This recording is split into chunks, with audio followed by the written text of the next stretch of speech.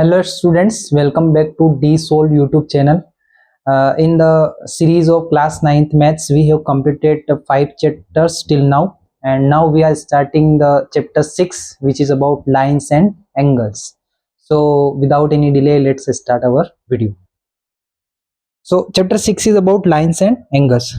हम हमारे चारों ओर जितनी भी स्ट्रक्चर्स देखते हैं तो हम ये नोटिस कर सकते हैं कि हर एक स्ट्रक्चर में जो है लाइंस हमें दिखती है और एंगल्स भी हमें दिखते हैं। जैसे कि for example take this duster, okay, take this surface only, this is 1 2 3 4 lines, okay. अब एंगल्स भी कितने बन रहे हैं? 1 2 3 4। हमें पता है कौन सी सरफेस है, रेक्टेंगल सरफेस, ठीक है। आप ये देखें, ये भी क्या है, एक तरह की स्क्वायर सरफेस हो सकती है ना। यहाँ भी 4 लाइंस है और 4 एंगल्स है। इसी तरह हम जितनी भी स्ट्रक्चर्स देखते हैं, जैसे बोर्ड हो गया, ये फोन हो गया, है ना, या जितनी भी स्ट्रक्चर, सर्कल को छोड़कर, या सर्कल में भी हम देख सकते हैं रेडियस भी एक तरह की लाइन होती है ना। तो हम जितनी भी चीजें चारों ओर देखते हैं तो हमें लाइंस और एंगल्स दिखाई देते हैं। कोई भी स्ट्रक्चर, कोई बिल्डिंग हमें बनाना है तो इंजीनियर्स जब मैप बनाते हैं तो आपने देखा होगा वो लाइंस का ही यूज करते हैं और एंगल्स का ही यूज करते हैं उसको बनाने के लिए। सपोज आपको एक स्ट्रक्चर बनाना है जिसकी छत आपको इस तरह से देना है ना, या मंदिर की शेप होती है ना इस तरह से ऊपर की। तो आप यहाँ भी देखिए, आप तो यहाँ पे ये एंगल्स बन रहे हैं इन दोनों लाइंस के बीच में, यहाँ पे एंगल बन रहा होगा, यहाँ पे बन रहा होगा, ठीक है। ये एंगल्स को और लाइंस को देखकर ही क्या करते हैं, वो स्ट्रक्चर को बनाते हैं। तो कहने की बात यही है कि हम चारों ओर जो कुछ भी देख रहे हैं वहां हमें लाइंस और एंगल्स क्या है देखने को मिलती है। तो बिल्कुल हमें लाइंस और एंगल्स के बारे में डिटेल में पढ़ना चाहिए।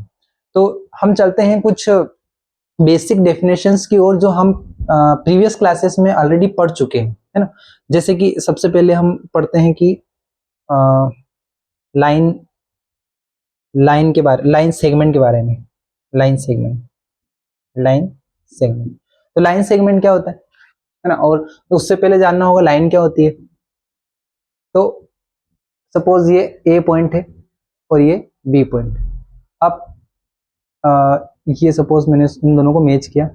अब ये जो है लाइन है, जो है इस डायरेक्शन में एंडलेसली आगे बढ़ रही है, इस डायरेक्शन में भी एंडलेसली आगे बढ़ रही है। सो ये लाइन ए बी हम बोल सकते हैं, क्या है लाइन ए बी, इसको हम इस तरह से डिनोट करेंगे, है ना, कि जो दोनों ही डायरेक्शन में क्या हो, एंडलेसली चलती चली जाए, एंडलेसली आगे बढ़ती जाए, प्रोग्रेस करती जाए, एक्सटेंड करती जाए, उसको बोलेंगे अपन लाइन। अब लाइन सेगमेंट क्या होता है?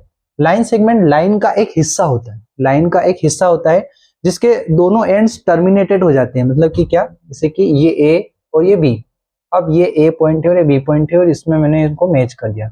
अब ये बी से आगे नहीं जाएगी और ए से भी आगे नहीं जाएगी, क्योंकि यहाँ पे क्या हो सकती है, टर्मिनेट हो चुकी है। इसको बोलेंगे अपन लाइन सेगमेंट ना। सेगमेंट मतलब एक तरह से हिस्सा, छोटा हिस्सा, किसका, लाइन का छोटा हिस्सा, है ना।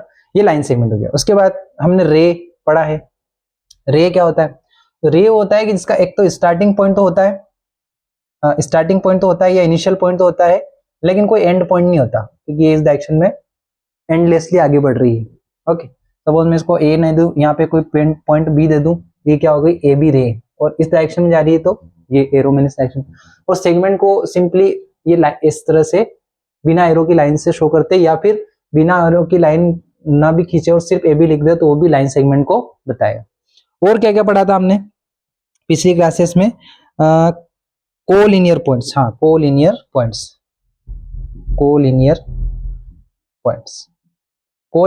क्या होता है? देखो, 3 पॉइंट कितने लेना है, 3 या 3 से ज्यादा, 3 या 3 से ज्यादा पॉइंट्स जब एक ही लाइन में हो, तो उनको बोलेंगे कोलिनियर पॉइंट्स। जैसे मैं यहां ले लूं, ये P है, ये Q है, ये R है। P Q R एक ही लाइन पे सिचुएटेड है, तो P और Q और R आपस में क्या हो जाएंगे, कोलिनियर पॉइंट्स। और अगर इस तरह से है कि P यहाँ है, Q यहाँ है, R यहाँ है, तो यहाँ पे ये इस लाइन में एक ही पॉइंट आ रहा है, ये एक पॉइंट, इस लाइन में दूसरा आ रहा है, तीसरा, मतलब तीनों अलग अलग पॉइंट्स एक लाइन पे नहीं, तो इनको बोलेंगे नॉन कोलिनियर पॉइंट्स। क्या लग जाएगा? नॉन लग जाएगा, नॉन कोलिनियर पॉइंट्स। उसके बाद हम देखते हैं एंगल क्या होता है? तो हमने पढ़ाई है छोटी क्लासेस में कि ये एक पॉइंट है, यहां से मैंने एक रे ये खींची और एक रे ये खींची, तो 2 रेस से मिलके बनता है क्या, एंगल। क्या बनता है? एंगल। है ना। यहाँ पे सपोज मैं एक पॉइंट ले लेता हूँ, यहाँ पॉइंट ले लेता हूँ, ये O हो जाता है, ये A मान लेता हूँ, ये B मान लेता हूँ, तो ये AOB क्या है आपका एंगल है, एंगल AOB। तो ये दोनों जो होती है, इन दोनों को क्या बोलते हैं, arms, arms of angle, arms of angle, मतलब ये आर्म है और ये भी आर्म है, और ये जो कॉमन पॉइंट होता है इसको बोलते हैं वर्टेक्स। क्या बोलते हैं, वर्टेक्स। क्या बोलते हैं, वर्टेक्स, VERTEX। ठीक है, तो एंगल किससे बनता है, दो रेस से मिलकर बनता है, और ये दोनों रेस को अपन क्या बोलेंगे, आर्म ऑफ द एंगल, और जो कॉमन पॉइंट है उसको क्या बोलेंगे, vertex of the angle. Clear, okay. आगे बढ़ते हैं डेफिनेशंस में।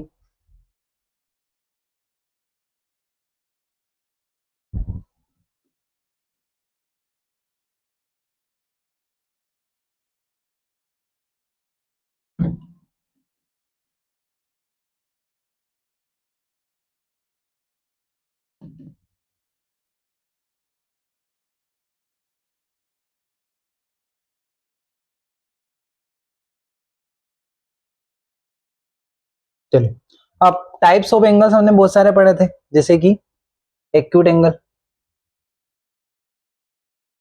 एक्यूट एंगल क्या होता है, जो ऐसा एंगल जो 90 डिग्री से क्या हो, क्या हो, छोटा हो, क्या हो, 90 डिग्री से लेस देन 90 डिग्री। जैसे कि हमें पता है ना, ये 90 होता है, ये 90, इससे छोटे जितने भी होंगे, जैसे कि ये एंगल हो गया, ये एंगल क्या है, एक्यूट एंगल है, राइट। देन हमने पढ़ा है ऑब्ट्यूज एंगल, या राइट एंगल, तो हमें पता ही है, पहले राइट एंगल देख लेते हैं। राइट एंगल, राइट एंगल किसको बोलते हैं, जो 90 डिग्री होता है, यानी कि ये, okay, this is right angle 90 degree. फिर इसके बाद बढ़े अगर तो ऑब्ट्यूज एंगल। ऑब्ट्यूज एंगल क्या होंगे, मोर देन, या यूं समझो कि हाँ, मोर देन 90 डिग्री, है ना, but less than 180 degree. 90 degree से बड़े लेकिन 180 डिग्री से छोटे, इन एंगल्स को क्या बोलते हैं अपन, ऑब्ट्यूज एंगल, है ना। ये 90 डिग्री, तो इससे बड़े इधर आएंगे, ये वाले एंगल्स, है ना। सपोज ये जो भी एंगल होगा, ये कौन सा होगा, ऑब्ट्यूज एंगल होगा। देन उसके बाद आ जाता है straight angle. Straight angle, straight angle होगा 180 डिग्री का एंगल, 180 डिग्री का एंगल, कुछ नहीं, ये पॉइंट है ना। अगर 180 डिग्री बनाना है तो एक सीधी लाइन इधर खींच दो, तो ये जो पूरा एंगल बन रहा है, कितना बन रहा है, 180 डिग्री का, इसी को क्या बोलते हैं, स्ट्रेट एंगल। नेक्स्ट, नेक्स्ट आ जाता है रिफ्लेक्स एंगल। कौन सा, रिफ्लेक्स एंगल। रिफ्लेक्स एंगल होता है जो 180 से बड़ा हो, more than 180 degree, but less than 360 degree. जो 180 डिग्री से बड़ा हो लेकिन 360 डिग्री से छोटा हो। जैसे कि मान लो कि ये एंगल बना है, कुछ भी हो सकता है, एक तरह का ऑब्ट्यूज एंगल दिख रहा है, ठीक है। अब ये अंदर से तो ऑब्ट्यूज एंगल है, यहाँ बाहर से देखो, यहाँ बाहर से देखो तो ये एंगल क्या आएगा, 180 से बड़ा आएगा और 360 से छोटा आएगा, तो इसको बोलेंगे अपन क्या, रिफ्लेक्स एंगल। क्लियर, ये सारे टाइप्स हम पहले पढ़ चुके हैं, ओके। अब बात करते हैं कॉम्प्लीमेंट्री एंगल्स और सप्लीमेंट्री एंगल्स, तो यही समझ लेते हैं। कॉम्प्लीमेंट्री एंगल्स, ऐसे दो एंगल्स, ऐसे दो एंगल्स, एक मान लेते हैं कि ये हमारा 90 डिग्री है, और मान लो बीच में ये कोई रे है ना, और इसको यहाँ नाम दे दिया अपन ने O, ये A, ये मान लो B, ये मान लो C। तब AOB ये वाला एंगल देखना, AOB, और दूसरा एंगल देखना BOC। कौन सा, BOC, ये वाला। क्लियर, एंगल AOB और BOC, angle BOC, sorry, angle AOB ये वाला और BOC, इन दोनों को अगर मैं प्लस करता हूं, इन दोनों को अगर मैं प्लस करता हूं, इन दोनों को, तो क्या मिल जाएगा, पूरा मिल जाएगा, विच इज एंगल AOC, जो कि कितना है, तो मतलब कितना हो गया, angle AOB plus angle BOC, कितना आएगा, 90 डिग्री, क्योंकि AOC तो कितना है, पूरा 90 डिग्री है। तो जिन दो एंगल्स का सम 90 डिग्री आता हो वो दोनों एंगल्स आपस में कहलाएंगे कॉम्प्लीमेंट्री एंगल्स, यानी कि इसका कॉम्प्लीमेंट ये है और इसका कॉम्प्लीमेंट ये है। क्या है एक दूसरे के? ये कॉम्प्लीमेंट। क्लियर? तो दो एंगल्स जिनका सम 90 डिग्री आता हो वो दोनों एंगल एक दूसरे के कॉम्प्लीमेंट होते हैं या कॉम्प्लीमेंट्री होते हैं।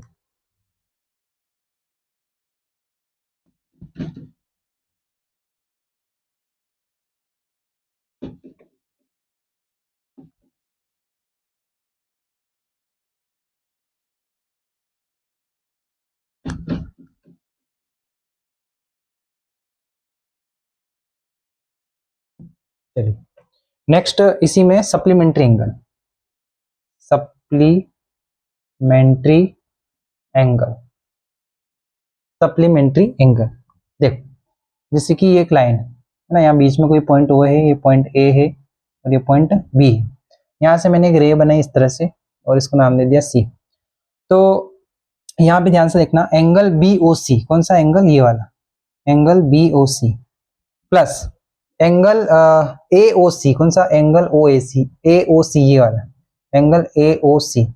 इन दोनों को अगर मैं मिला देता हूँ, इन दोनों एंगल्स को, इस एंगल को और इस एंगल को, इन दोनों को अगर मिला दूंगा तो क्या बन जाएगा? पूरा स्ट्रेट एंगल बन जाएगा। स्ट्रेट एंगल या बोल सकते हैं कि एंगल ए ओ बी बन जाएगा। कौन सा? एंगल ए ओ बी, जो कि कितना है? 180 डिग्री है। ये कौन सा हो गया? बी ओ सी हो गया। इधर ये एंगल ए ओ सी हो गया। तो जिन दो एंगल्स का सम 180 डिग्री आता हो उन दोनों एंगल्स को आपस में बोलेंगे सप्लीमेंट्री एंगल्स, यानी कि इसका सप्लीमेंट ये है, इसका सप्लीमेंट ये। तो 180 डिग्री के केस में सप्लीमेंट्री और 90 डिग्री सम आता है तो उसके केस में क्या हो जाएगा? कॉम्प्लीमेंट्री। क्लियर है? ये सब हम पढ़ चुके हैं पहले। ओके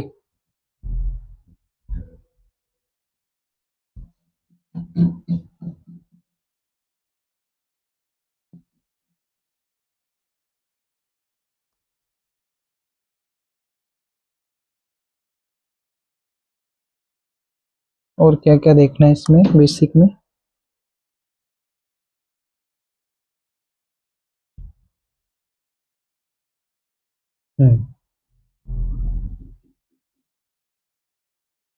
एक और बचा है इसमें, क्या है? Adjacent angles, adjacent angles. तो देखो एडजेसेंट एंगल्स क्या होगा? सपोज ये एंगल है, ये एंगल ना, इसके बीच में मैंने एक ये रे खींची, इसको नाम दे देते हैं ए ओ, इसको बी नाम दे दो, इसको सी नाम दे दो। तो ध्यान से देखना, ये वाला एंगल और एक ये वाला एंगल, एडजेसेंट को हमेशा मैं एक वर्ड से समझाता हूँ, पड़ोसी, नेबर, है ना। अब ये देख लो ए ओ बी, कौन सा एंगल? ए ओ बी, और एंगल बी ओ सी, कौन सा? Angle B O C. ये दोनों क्या है? एक दूसरे के पड़ोसी। पड़ोसी कैसे हैं? सबसे पहला तो इनमें एक कॉमन वर्टेक्स है, कॉमन वर्टेक्स है जो कि क्या है? ओ, है ना। इसमें भी ए ओ बी, इसमें बी ओ सी, दोनों में क्या है? कॉमन वर्टेक्स है ओ। दूसरा एक कॉमन आर्म भी है, कॉमन आर्म भी है। कौन सी कॉमन आर्म है? ये वाली बी ओ, है ना। ए ओ बी, बी ओ सी, है ना। इसमें भी ये बी ओ, ये इसमें भी ये बी ओ। कौन सी? O B.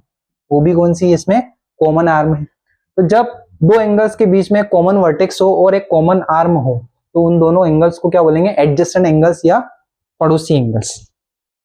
हाँ, एडजेसेंट एंगल्स, ठीक है, नेबर एंगल्स। ओके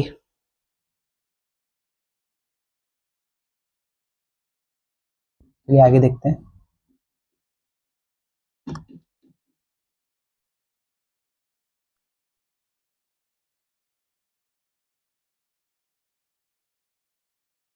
अब जैसे कि अभी अपन ने देखा सप्लीमेंट्री एंगल वाला, उसी को डबल से देखते हैं कि सपोज ये वो एंगल है, ये ए हो गया, ये हो गया, ये बी हो गया, ठीक है। और ये मैंने कोई रे बना दी, इसको सी नाम दे दिया। तो एक तो ये एंगल बन रहा है, कौन सा? ए ओ सी, और एक बन रहा है बी ओ सी। तो angle A O C plus angle B O C, ये दोनों मिलके कितना है? पूरा एंगल BOA या AOB लिख लो, कुछ भी लिख लो, एंगल AOB जो कि कितना है 180 डिग्री, क्योंकि AOB तो पूरी लाइन है ना, लाइन क्या बनाती है 180 डिग्री बनाती है, स्ट्रेट एंगल बनाती है। तो अब इन दोनों एंगल्स का सम आ रहा है 180 डिग्री, 180 डिग्री। तो इन दोनों एंगल्स को हम बोलेंगे, क्या बोलेंगे, linear pair of angles, linear pair of angles. यानी कि जब दो एंगल्स मिलके टोटल मिलके 180 डिग्री बना रहे हैं, 180 डिग्री बना रहे हैं इसका मतलब क्या, लाइन बना रहे हैं, क्या बना रहे हैं, लाइन बना रहे हैं। तो ये दोनों एंगल्स मिलके ये लाइन बना रहे हैं, तो इनको बोल देंगे अपन लीनियर पेयर ऑफ एंगल्स। मतलब ये एक लाइन बनाने में ये पेयर है दोनों, ये दोनों क्या है, पेयर है, इन दोनों को मिला दोनों तो लाइन बन जाती है, इसलिए बोलेंगे linear pair of angles. Correct, याद रहेगा, ठीक है। उसके बाद एक देखते हैं vertically opposite angles, vertically opposite angles, यही है ना, हाँ ठीक है। अब जैसे कि दो लाइन्स है, ये ए लाइन, ए और बी लाइन है, और ये मैंने एक और लाइन ले ली सी और डी लाइन। ये क्या कर रही है, आपस में एक दूसरे को इंटरसेक्ट कर रही है, कहां पे, ओ पे, कहां पे, ओ पॉइंट पे एक दूसरे को काट रही है, ठीक है। तो वर्टिकली अपोजिट एंगल्स होते हैं ये, एक तो AOD और इसका वर्टिकली अपोजिट इसके सामने होगा ये वाला COB, एंगल AOD और एंगल COB, ये दोनों क्या है, वर्टिकली अपोजिट एंगल। एक पेयर और होगा, एक पेयर तो ये हो गया, एक पेयर और होगा, कौन सा पेयर होगा, अगर ये O है तो एक ये वाला है ना, ये वाला एंगल और इसके सामने वाला ये वाला angle, okay.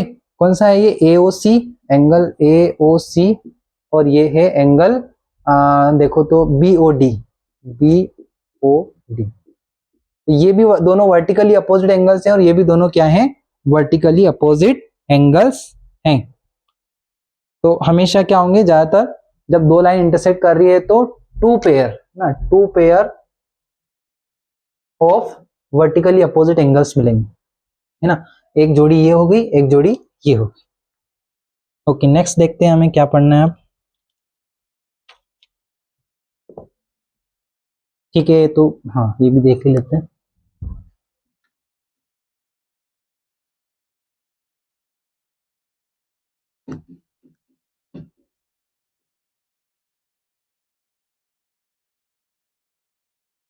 Intersecting lines and non intersecting line, हाँ ठीक है। तो इंटरसेक्टिंग लाइंस क्या हो जाएगी, जो लाइंस एक दूसरे को इंटरसेक्ट करती है वो इंटरसेक्टिंग लाइंस किसी पॉइंट ओ पे मान लो इंटरसेक्ट कर रही है।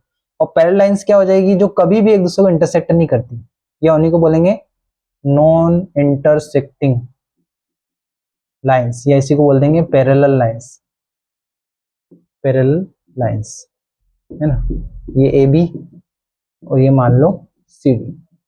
अब पैरेलल लाइंस के केस में ये तो हो गया इंटरसेक्ट। अब यहाँ पे मान लो मैं ये पॉइंट ले लेता हूँ, एक सॉरी इसको नहीं लेना है, इसी को लेता हूँ, एक पॉइंट को P ले लेता हूँ यहाँ पे, और यहाँ से सामने एक परपेंडिकुलर ड्रॉ करता हूँ। परपेंडिकुलर समझते हैं ना, 90 डिग्री बनाता हुआ ड्रॉ करता हूँ। तो ये यहाँ पे मान लो कि किसी Q पॉइंट पे मिल रहा है, तो ये PQ जो है एक्चुअल में क्या बता रही है, दोनों पैरेलल लाइंस के बीच की डिस्टेंस बता रही है। क्या बता रही है, दोनों पैरेलल लाइंस के बीच के डिस्टेंस बता रही है, ठीक है। अब जरूरी नहीं है किसी पॉइंट को ले, मैं किसी भी पॉइंट को ले लूं, यहाँ ले लूं, यहाँ ले लूं, मैं कौन सा पॉइंट X ले लूं, इसमें से मैं ड्रॉ करता हूं परपेंडिकुलर, मान लो ये Y पे मिल रहा है, तो ये जो XY होगी, मतलब मान लो PQ 5 सेंटीमीटर, तो XY भी कितनी होगी, 5 सेंटीमीटर ही होगी। क्यों, क्योंकि पैरेलल होने का मतलब यही है कि हर एक पॉइंट, यहाँ के हर एक पॉइंट से इक्वल डिस्टेंस पे है, इक्वल डिस्टेंस पे, यहाँ भी 5 सेंटीमीटर, यहाँ भी 5 5 5 5, है ना। तब इसीलिए तो पैरेलल लाइन बोल रहे हैं अपन, क्योंकि वो कभी इंटरसेक्ट करेगी, क्योंकि हल्का सा भी इधर उधर लाइन हुई थोड़ी सी, तो आगे जाके वो कहीं ना कहीं इंटरसेक्ट करेगी। जैसे कि मान लो कि ये लाइन है, ये थोड़ी सी झुकी हुई लाइन है, और मान लो ये सीधी लाइन भी है, तो आप इसको आगे बढ़ाओगे ना, इसको आपने आगे बढ़ाया बढ़ाया बढ़ाया, इसको भी आप आगे बढ़ा रहे हो बढ़ा रहे हो बढ़ा रहे हो बढ़ा रहे हो, तो यहाँ जाके इंटरसेक्ट करके इंटरसेक्ट। इसलिए बिल्कुल सीधी लाइंस चाहिए हमें पैरेलल लाइंस के लिए, यानी कि दोनों कभी भी इंटरसेक्ट नहीं करेगी। तो अगर दोनों सीधी लाइन है, अब देखो इसके केस में देखो, तो यहाँ पे जो गैप है, ये जो डिस्टेंस आएगी वो ज्यादा आएगी, फिर कम आई जाएगी आगे, फिर आगे और कम हो जाएगी, और यहाँ पे जाके 0 हो जाएगी। अब लेकिन इसके केस में कभी मिलेगी नहीं लाइंस, तो ये डिस्टेंस कोई भी पॉइंट ले लो तुम, आगे 2 पॉइंट्स वो क्या होंगी, डिस्टेंस सेम होगी। इसको बोलेंगे distance between two parallel lines. Okay, now linear pair of angles अपन ने अभी देखा है ना, दो दो एंगल्स जब मिलकर एक लाइन बना रहे हैं, या यूं कहो कि 180 डिग्री बना रहे हैं, तो उनको क्या बोलेंगे, लीनियर पेयर ऑफ एंगल्स।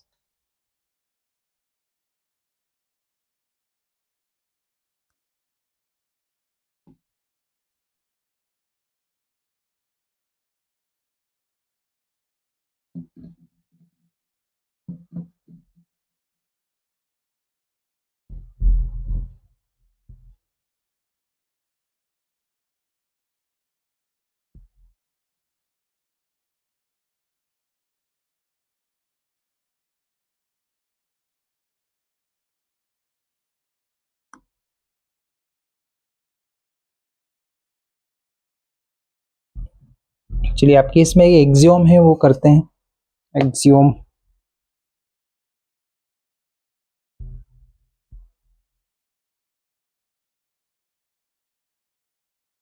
ठीक है, एक्सियोम 6.1, एक्सियोम 6.1। एक्सियोम क्या होती है, हमने पढ़ाई है यूक्लिड ज्योमेट्री में, है ना, जो कि यूनिवर्सल ट्रूथ होती है, और ये पूरी मैथ्स में कहीं भी अप्लाई हो सकती है, और जो सिर्फ ज्योमेट्री में होती है उसको क्या बोलते हैं, पोस्टुलेट्स बोलते हैं।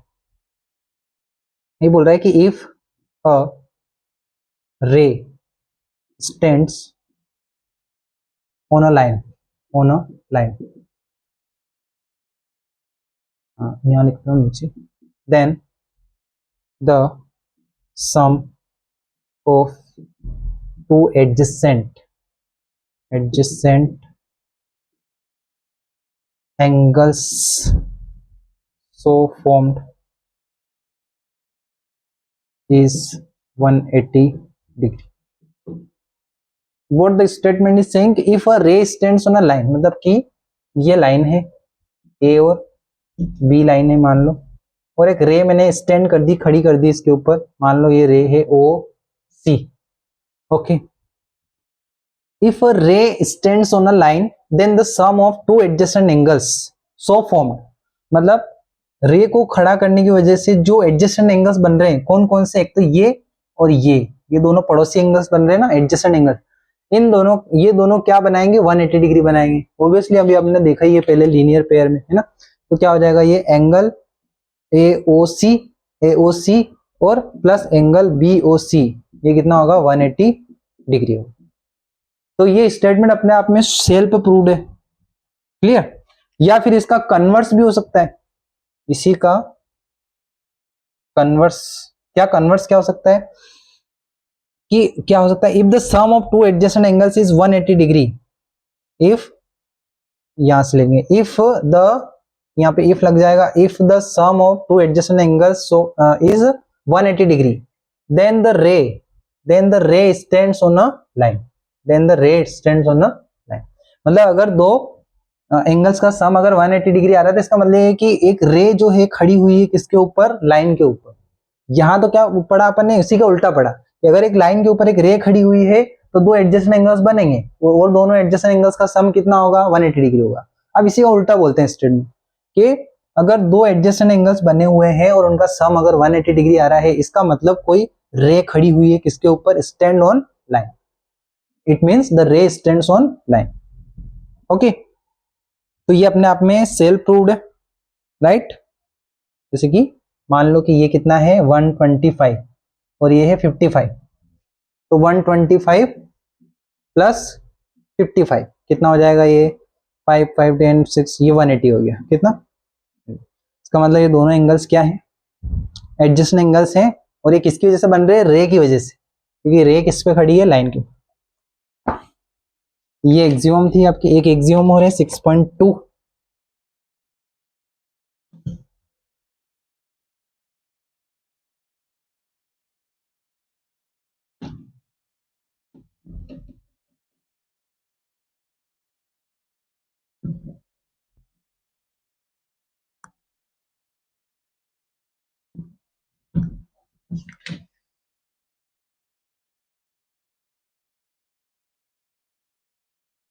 चलो, एक्सियोम 6.2, क्या बोल रही है, axiom 6.2, it says that if the sum of two adjacent angles, if the sum of two adjacent angles is 180 degree,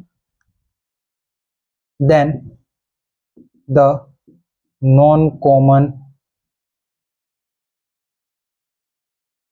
arms of the angles form a line. If the sum of two adjacent angles is 180 degree, देखो ये दो मान लीजिए कि ये ए point है, ये O point है, बी पॉइंट है, और एक रे मैंने बना दी और ये बना रही है ओ सी, ठीक है। और if the sum of two adjacent angles is 180 degree, मतलब ये दोनों एंगल्स जो हैं ये दोनों एडजेसेंट एंगल्स हैं, है ना, नेबर्स हैं, तो इन दोनों का सम मिलाकर कितना हो रहा है 180 डिग्री, ओके।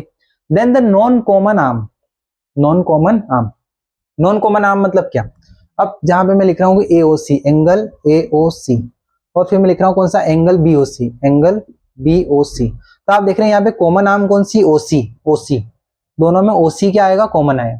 तो नॉन कॉमन आर्म्स क्या हो जाएगी, जो कॉमन नहीं है, मतलब ये ओ ए और ओ बी, ये दोनों कॉमन नहीं है इन दोनों एंगल्स में, इन दोनों एंगल्स में कौन सी कॉमन नहीं है, ओ ए और ओ बी, ठीक है। तो अगर दो एंगल्स, दो एडजेसेंट एंगल्स मिलकर 180 डिग्री बना रहे हैं, इसका मतलब है कि जो नॉन कॉमन आर्म्स होगी दोनों, वो क्या बनाएगी, arms of the angles form a line, वो लाइन बनाएगी, वेरी ऑब्वियस है ना, वेरी ऑब्वियस, ओ ए और ओ बी मिलके क्या बना रही है, लाइन ही बना रही है, ओके क्लियर है। तो जो एक्सियोम 6.1 थी और 6.2, इन दोनों को ही हम कॉमनली बोल देते हैं लीनियर पेयर एक्सियोम, क्योंकि दोनों का ही रिलेशन किससे है, कि जब दो एडजेसेंट एंगल्स होते हैं तो वो दोनों का सम अगर 180 डिग्री है तो लाइन बनाते हैं, लाइन लीनियर पेयर है ना, लीनियर पेयर एक्सियोम की बात कर रहे हैं, मतलब 180 डिग्री की ही बात कर रहे हैं दोनों ही एक्सियोम, और दोनों ही क्या है, वेरी ऑब्वियस है, इनको सेल्फ एविडेंट है अपने आप में, कोई प्रूफ की इनको जरूरत नहीं है, क्लियर। तो अब अपन एक थ्योरम करते हैं इन दोनों के बेस पे, काफी अच्छी थ्योरम है। तो जब भी हम 6.1 एक्सियोम और 6.2 एक्सियोम को यूज करेंगे तो हम डायरेक्ट लिख सकते हैं पीछे की linear pair axiom, linear pair axiom, हमें पूरी एक्सियोम लिखने की जरूरत नहीं, सिर्फ इस तीन वर्ड्स में अब ये दोनों एक्सियोम एक तरह से इंक्लूड हो गई।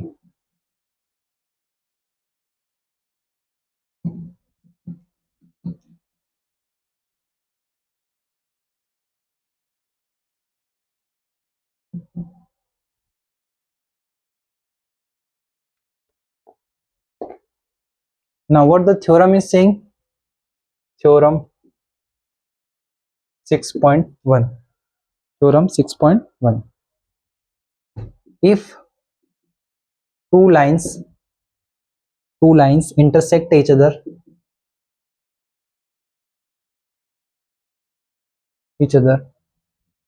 then the vertically opposite angles are equal,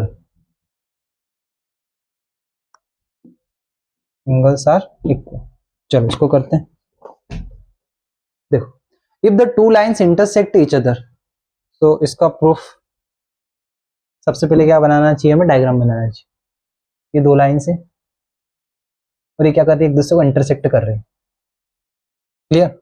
इधर मैं नाम दे देता हूँ इसको ए और इसको बी, इसको दे देते हैं सी और ये डी, क्लियर। वो कहाँ पे इंटरसेक्ट कर रही है, ओ पॉइंट, हो गया। If two lines intersect each other then the vertically opposite angles are equal, then the vertically opposite angles are equal, तो एक तो ये दोनों हो गए और एक ये दोनों एंगल्स वर्टिकली अपोजिट है, कहना है चाह रहा है कि एंगल एओसी और एंगल बीओडी आपस में क्या होंगे, इक्वल होंगे।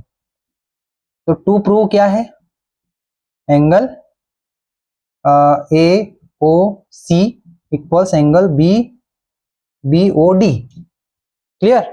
और एक और क्या हो सकता है इसी तरह से same, angle A O D, A O D और सी ओ बी या बी ओ सी, कुछ भी ले सकते हैं, एंगल बी ओ सी ले लो, बी ओ सी एक तरह से, है ना। ये वाले दोनों एंगल और ये दोनों एंगल, क्लियर। ये दोनों क्या होंगे, वर्टिकली अपोजिट होंगे और हमें प्रूव करना है कि क्या ये इक्वल होंगे। तो देखते हैं। तो हमें क्या करना है, जो लीनियर पेयर एक्सियोम हमने पढ़ी है उन्हीं का यूज करना है। अब हम यहाँ पे ले लेते हैं सपोज ये सीडी लाइन लेते हैं, क्या लेते हैं, सीडी लाइन। तो हमें पता है सीडी लाइन पूरा कितना बना रही है, 180 डिग्री, है ना। इस तरह से बारो बना के देख लेते हैं, ये सी और ये डी, ये ए और ये बी। ये सीडी लाइन कितना बनानी है, पूरा 180 डिग्री। मतलब ये दो पार्ट में डिवाइड है, एक तो ए ओ सी, कौन सा एंगल, ए ओ सी, तो angle A O C, angle A O C, और एंगल कौन सा, ए ओ डी, कौन सा एंगल ए ओ डी, ये ना एंगल ए ओ सी और angle A O D, angle A O C और ए ओ डी, हाँ एंगल ए ओ सी और एंगल ए ओ डी आपस में मिलकर कितना बनाएंगे, लाइन बना रहे हैं पूरा 180 डिग्री बना रहे हैं, क्लियर। इसको मैं इक्वेशन 1 दे देता हूँ, क्लियर, ये वाली लाइन होगी। अब हमें देखना है कि एक और कौन सा हो सकता है लाइन, अब ये वाला ले लेते हैं, तो इरेज कर दो। अब आप देखो ध्यान से, तो ये ए बी भी क्या है, पूरी लाइन है, ए बी भी पूरी लाइन है, ये लाइन है, तो इसको भी दो पार्ट हो सकते हैं, A O D, angle A O D plus angle A O D और एंगल बी ओ डी, कौन सा एंगल बी ओ डी, ये दोनों भी क्या बना रहे हैं, 180 डिग्री बना रहे हैं। ये इक्वेशन 2 हो गई हमारी, इक्वेशन 2 हो गई। अब हमें क्या करना है, देखो दोनों ही इक्वेशन किसके इक्वल है, 180 डिग्री की, है ना। तो क्या होगी, ये इक्वेशन आपस में इक्वल हो जाएगी एक दूसरे की। तो from 1 and 2, from equation 1 and 2 आपस में इक्वल हो जाएंगे, तो angle A O C plus angle A O D equals to angle A O D plus angle B O D. दोनों साइड क्या कॉमन आ रहा है, एओडी, तो ये एओडी जब इधर आएगा माइनस हो जाएगा, मतलब एओडी से एडी क्या हो जाएगा, कैंसिल हो जाएगा, क्लियर। बचा क्या, angle AOC equals to angle BOD. और यही तो हमें प्रूव करना था, है ना, टू प्रूव में हमारा ये तो था, ये हमें प्रूव करना था, एंगल एओसी और बीओडी। इसी तरह से आप क्या करोगे, इस बार हमने ये लाइन ली और ये लाइन ली, अब आप नीचे वाला सेक्शन ले लो, ये दोनों एंगल्स लिए थे, अब ये वाली लाइन लोगे तो ये नीचे वाले दो सेक्शन ले लो, फिर इसमें कॉमन ये वाले दोनों एंगल्स हो जाएंगे, ये दोनों एंगल्स और ये दोनों एंगल्स, इनको लोगे तो ये वाला भी इक्वल आ जाएगा, एओडी और बीओसी। तो इसी तरह से आपको क्या करना है, सेकंड वाला भी प्रूव। तो इससे ये प्रूव हो गया कि वर्टिकली अपोजिट एंगल्स जो होते हैं वो आपस में क्या होते हैं, इक्वल होते हैं, जब दो लाइंस क्या कर रही है, इंटरसेक्ट कर रही है, क्लियर, ओके। नाउ कुछ एग्जांपल्स देखते हैं, बहुत अच्छे एग्जांपल्स हैं।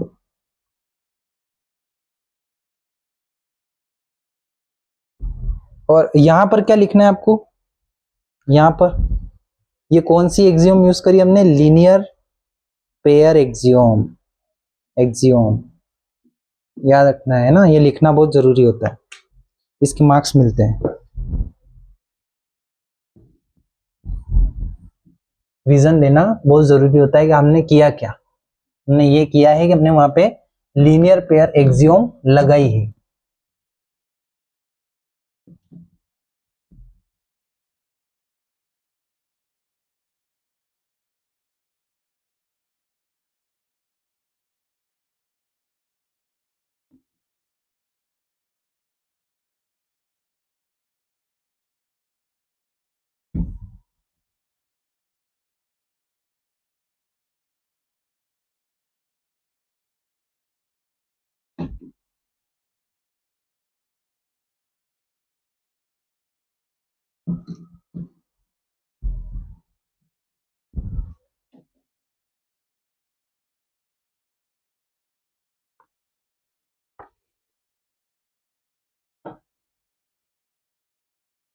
एग्जाम्पल फर्स्ट, एक फिगर दे रखा आपको, इस तरह से बना हुआ है, दोनों लाइंस एक दूसरे को इंटरसेक्ट कर रही है, ये P, ये Q, ये R, ये S, कहाँ पे इंटरसेक्ट कर रही है, O पे, ठीक है। फिर क्वेश्चन दिया है line PQ and RS intersect each other 8.0 if angle POR this angle ऐसा दे रखा है आपको, एंगल POR और एंगल ROQ इन दोनों का रेशो दे रखा है। रेशो क्या दे रखा है? 5:7। POR और ROQ का, यहाँ ROQ ये वाला एंगल, इन दोनों का रेशो दे रखा है ये 5:7। 5:7 इनका रेशो दे रखा है। और फाइंड क्या करना है? चारों एंगल्स फाइंड करना है। Find all the angles. तो हम क्या कर लेंगे इसको, let angle is x।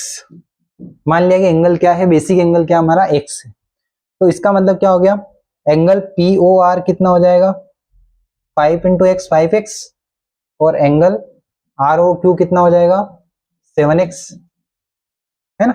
7x, मान लो x की वैल्यू 10 है तो ये कितना होगा? 10 × 5 50, और ये 10 × 7 70। ये मान रहे हैं अपन इस तरह से। तो x क्या होगा? एक बेसिक एंगल हमारा होगा, है ना।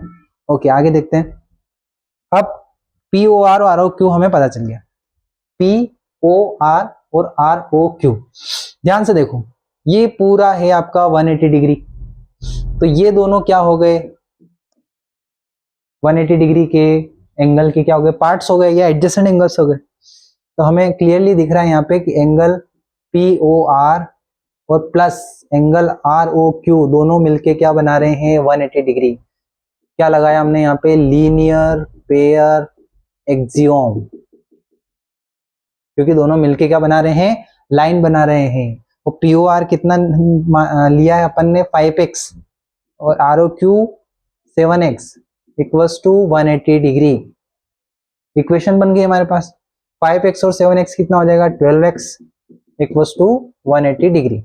यहाँ पे मल्टीप्लाई में इधर आएगा तो डिवाइड में, ये डिवाइड 2 से कट करो, 2 6 जा 12, 2 9 जा 18, 2 3 जा 6, यहाँ 2 4 जा 8, 2 5 जा 10, फिर 3 से कट करो, 3 1 जा 3, 3 5 जा 15, x इक्वल्स टू 15।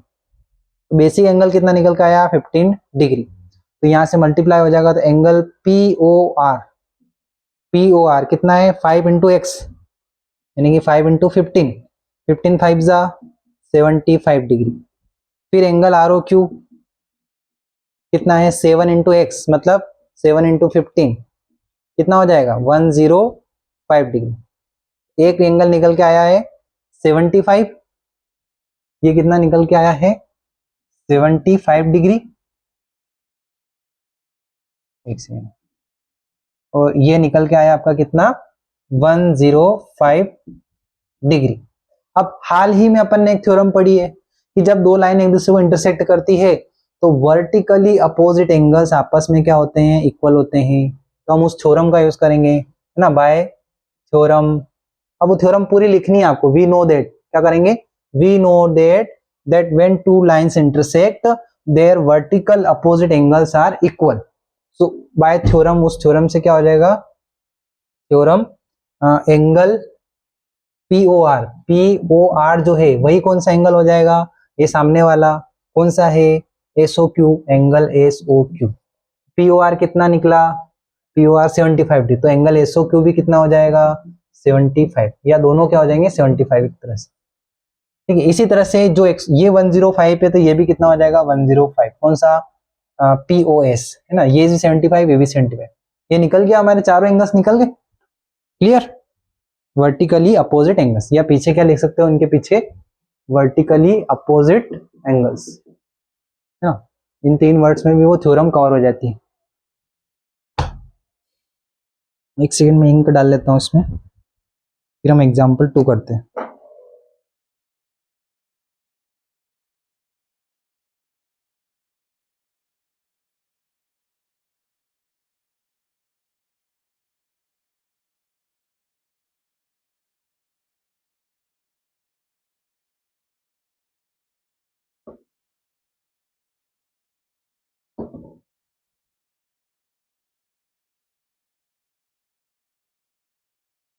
क्लियर? समझ में आ गया? तो सबसे पहले लीनियर पेयर एक्सियोम का यूज किया हमने।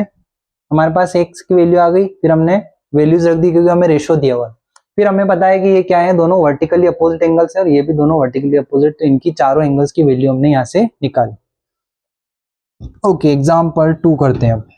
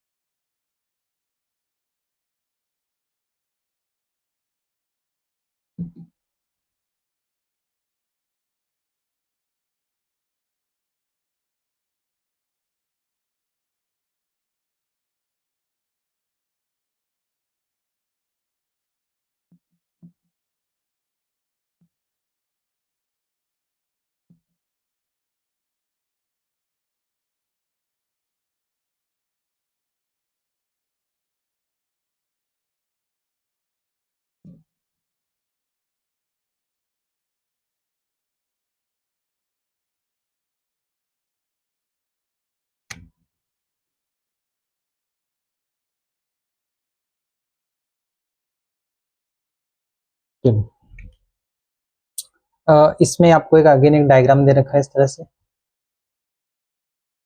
ये P है, ये O है, ये Q है। ओके, यहाँ से एक रे ये है P O R, फिर है O S और ये है O T। ओके, अब दिया है आपको रे O S stands on a line P O Q। Okay, रे O R और O T ये दोनों क्या है, एंगल बाइसेक्टर ऑफ POS। मतलब ये POS जितना भी एंगल होगा उसका एंगल बाइसेक्टर बना रहा है कौन, OR। मतलब ये वाला एंगल और ये वाला एंगल आपस में इक्वल है। सपोज ये कुछ भी होगा, 60 होगा मान लो, या 60 से कुछ भी हो सकता है, 80 होगा, तो ये मतलब मान लो ये 40 हो गए, कितने 40। दूसरा बोल रहा है कि ये OT भी क्या है, इस SOQ एंगल का क्या है, एंगल बाइसेक्टर। एंगल बाइसेक्टर मतलब वही होता है जो एंगल को दो इक्वल पार्ट में डिवाइड करता है। तो ये भी इस एंगल, पूरे एंगल को दो इक्वल पार्ट में डिवाइड कर रहा है, तो ये वाला एंगल जो होगा ना, वही ये वाला एंगल होगा। क्लियर है? तो ये दोनों एंगल आपस में इक्वल है, ये दोनों एंगल आपस में इक्वल है। और पूछ क्या रहा है, और पीओएस ये पूरा एंगल हमें दिया है कितना, एक्स, कितना दिया है, एक्स। ठीक है, फाइंड आरओटी, फाइंड एंगल आरओटी। आरओटी की वैल्यू निकालनी है, आरओटी ये बीच वाला, ये वाला एंगल हमें निकालना, dead dead dead. Okay, clear, देखते हैं। अब देखो यहाँ पे ओएस जो है क्या है, रे है किस पे, है ना, रे stands on line P Q line पे खड़ी है। इसका मतलब क्या है, लीनियर एक्सियोम से हमें क्या पता चल जाएगा कि ये पीओएस जो एंगल बन रहा है, पीओएस प्लस क्यूओएस ये दोनों मिलके कितना बनाएंगे, 180 डिग्री। कितना बनाएंगे, 180 डिग्री। अब हमें क्या दिया था, पीओएस एंगल कितना दिया था, एक्स दिया था, तो ये एंगल क्यूओएस यहाँ से निकल जाएगा 180 डिग्री। एंगल क्यूओएस कितना हो जाएगा, 180 डिग्री। ये एक्स उधर चलाएगा तो माइनस एक्स। क्लियर, यहां तक हो गया। ये एंगल है ना क्यूओएस या एसओक्यू भी बोल सकते हैं, एक ही बात है। चलिए उसके बाद और कौन सा एंगल लेना चाहिए हमें, आरओटी फाइंड करना है ना, आरओटी तो क्यू ओ एस हो गया, QOS, और ये वाला एंगल कितना हो गया, एक्स हो गया। क्लियर, यहां से फिर हम कौन सा ट्राइंगल लेंगे, रे ओ आर लेंगे, रे ओ आर, ये ओ आर बाइसेक्ट कर रही है किसको, एंगल पीओएस को। क्लियर। हाँ, ओ आर किसको कब बाइसेक्ट कर रही है, एंगल पी ओ एस को, एंगल पी ओ एस को। इसका मतलब क्या हो जाएगा, इसका मतलब हो जाएगा कि angle R O S, angle R O S ये कितना हो जाएगा, आर ओ एस वो कितना होगा, 1/2 ऑफ टोटल कितना है, एंगल पी ओ एस। हाँ बिल्कुल, ये आर जो है इसका बाइसेक्टर है, तो ये दोनों पार्ट इक्वल है। ये वाला पार्ट क्या होगा, या ये वाला पार्ट किसको ये पार्ट ले रहे हैं, ये पूरे का आधा होगा ना, पूरे का आधा होगा, तो 1/2 ऑफ x मतलब 1/2 इंटू एक्स। इसी तरह से अगर अपन ये एंगल देखना चाहें, कौन सा angle SOT, angle SOT, angle SOT, angle SOT, तो ये कितना हो जाएगा एसओटी, ये किसका हाफ है, इस पूरे का हाफ है, किसका एसओक्यू का या क्यूओएस का, 1/2 ऑफ इंटू क्यूओएस, और क्यूएस एंगल कितना निकला हमारा 180 डिग्री माइनस एक्स, क्लियर है। तो आरओएस एंगल निकाल लिया अपन ने, आरओएस और एसओटी एंगल निकाल लिया अपन ने दोनों इक्वेशन की हेल्प से। अब हमें चाहिए पूरा कौन सा आरओटी, एंगल आरओटी। इसके लिए क्या करना पड़ेगा, इन दोनों को प्लस करना पड़ेगा, आरओएस और एसओटी दोनों को प्लस कर दो, angle ROS plus angle SOT. यहां से देखो इक्वेशन में तो ये दोनों, तो 1/2 एक्स प्लस, यहाँ पे देखो मैं मल्टीप्लाई भी कर देता हूँ साथ के साथ, तो 1/2 का अंदर मल्टीप्लाई करेंगे 90 हो जाएगा, और ये हो जाएगा माइनस 1/2 एक्स, है ना। ये मल्टीप्लाई करते हैं ना 1/2 का, तो ये वैल्यू आती, और ये हमें किसमें प्लस करना है, आरओएस। तो आप देख रहे हो 1/2 एक्स से 1/2 एक्स कैंसिल हो जाएगा, बचेगा कितना 90 डिग्री, यानी कि एंगल आरओटी कितना बन रहा है, ये वाला एंगल डेड डैश 90 डिग्री, है ना। एक बार इस लाइन को देखना, ये और ये एंगल कितना है 90 डिग्री। तो हमने क्या क्या यूज किया, हमने लीनियर पेयर एक्सियम यूज करी यहाँ पे, लीनियर पेयर एक्सियम, क्लियर। तो इससे हमारा आंसर आ गया आरओटी। इस तरह से आपको क्वेश्चंस करना है।